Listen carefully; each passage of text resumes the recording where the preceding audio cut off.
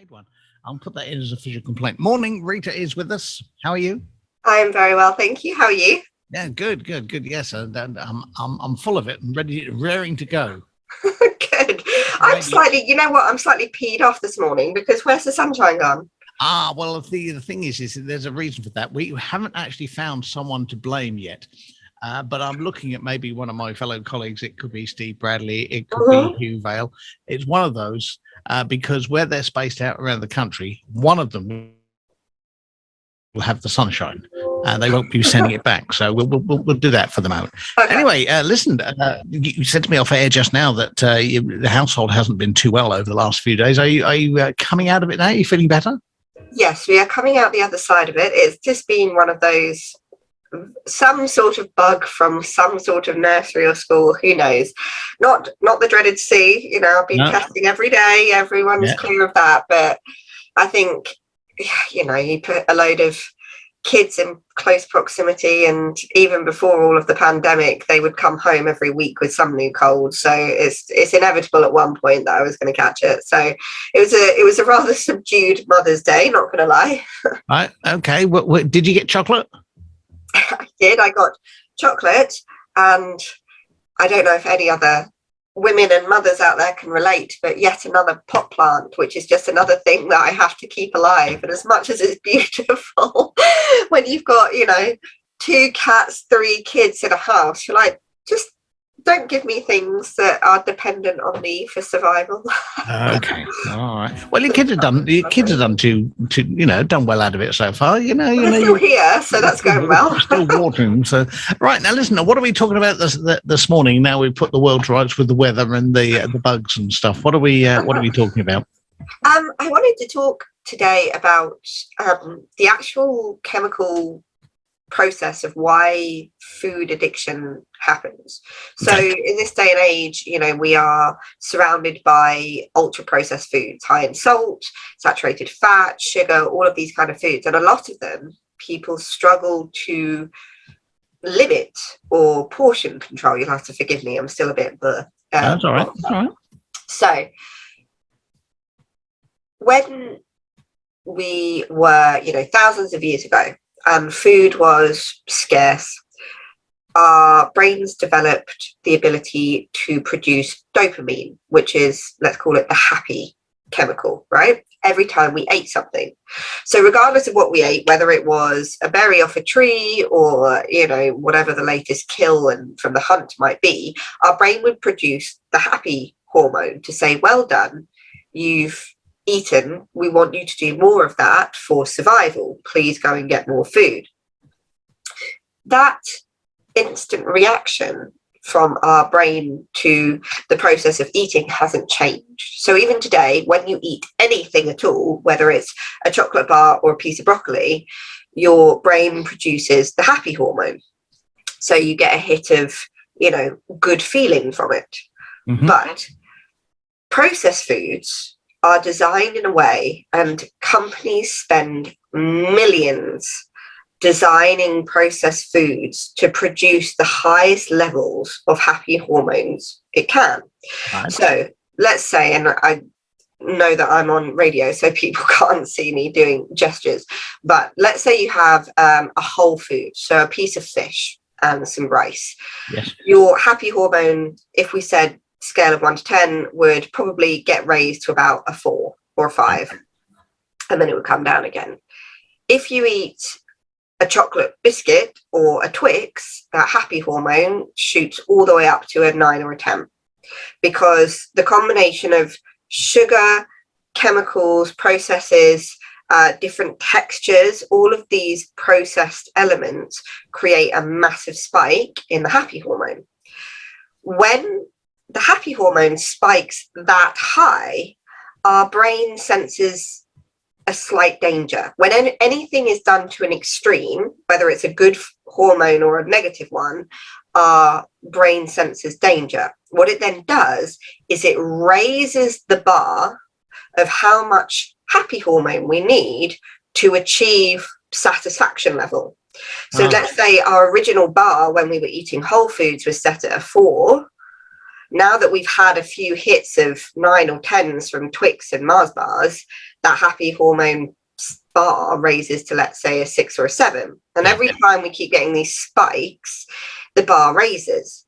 So now when we have that piece of fish and rice, which was only getting us to a 4, well, the bar's set all the way at a 7 or an 8, and it goes, oh, I don't want that. That's not enough. Give me something. Touch it, does it? Doesn't go anywhere near it. Doesn't go anywhere near it. So it says, give me. That's why people go, well, I want something sweet afterwards, because they haven't reached that level. Right. So people then go and reach for pudding or sweets, whatever it might be.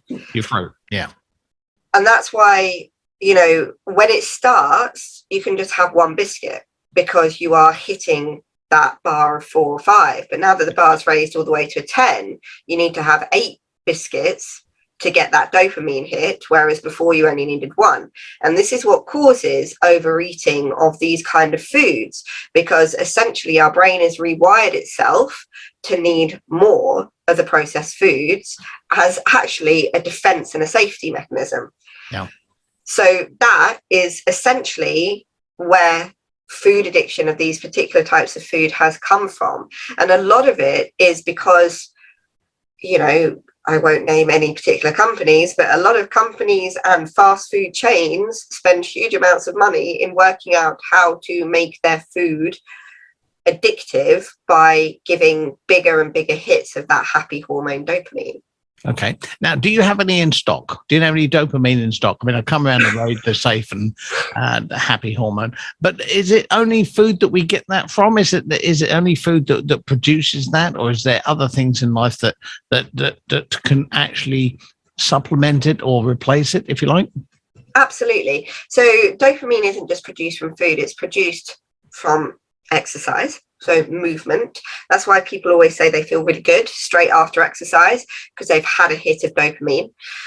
It can come from anything that is pleasurable. So whether it's being with loved ones, you know, one of the things that I got one of my clients to do, for instance, so because we kind of left it at, you know, this has happened, but now what do you do about it, right? Yeah. So one of the things to do is to start retraining your brain to bring that dopamine level down. And the way to do that is every time you get a feeling that you need a sugary snack or a craving or something, rather than completely ignoring that, which just ends up, and I'm sure a lot of people will relate, where if you just ignore it, you just think about it all day. Like if you ignore the craving at 11 a.m, by 4 p.m, that craving is just still there niggling away. Yeah. So rather than completely ignoring it, replacing it with something else that's going to give you that dopamine hit. So I had one client who was looking to lose 4 stone, and we were in the process of losing that weight. And her reward was that she was going to go on a holiday 6 months down the line to essentially, you know, enjoy herself for the first time on a beach and not feel self-conscious.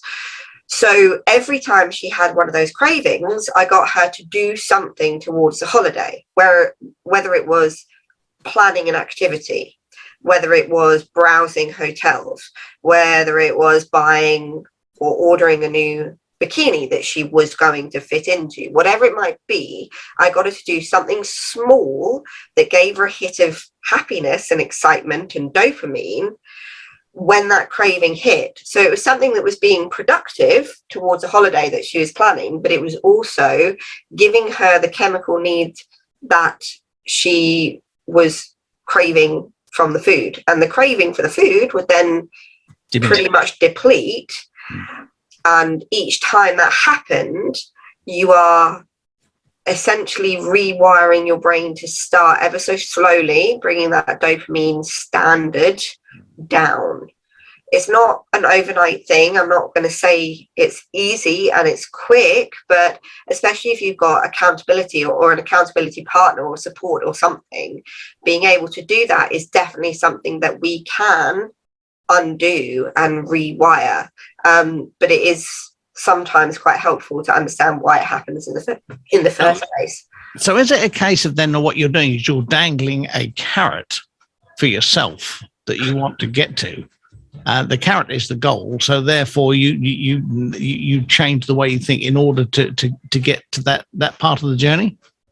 Yeah, essentially. I mean, you know, most people try to resist cravings and food desires and addictions by restriction.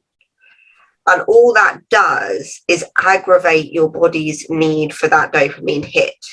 So you are essentially working against yourself, which is why restrictive diets don't tend to work long term, because our body is saying, well, give me what I want, give me what I want. Yeah. So it's about creating a reward system rather than a restrictive fear-based system. And the reward system, yeah, for this client was the holiday, but it could be anything. You know, I had another client who absolutely loved drawing. Like she was a brilliant artist and she loved drawing, collage, whatever it might be. So whenever she got that craving, even if she was working, she would just take 10 minutes out of her day and go and do art, because it gave her, you know, for a lot of people it won't be art because a lot of us are absolutely useless at that kind of thing, but for her that was her reward mechanism. So it's working out for each individual what gives you that element of joy and happiness. You know, another client I had was singing, loved singing, and every time she sang she got wrapped up in the happiness and the release and the freedom of it, that the craving would just dissipate because she was giving it to herself in that way. So it's about finding what works for you as an individual. But it wouldn't just be one thing, would it? There could be a number of things. If you, for instance, if you had enough time to be an artist, a singer, and you know, you'd be fine. So, what would be your go-to thing as an individual? Because, like you said, everyone is different. What would be your go-to thing that would give you that dopamine hit as for you? So for me, it's either playing the piano, love it, salsa dancing, or going for a run.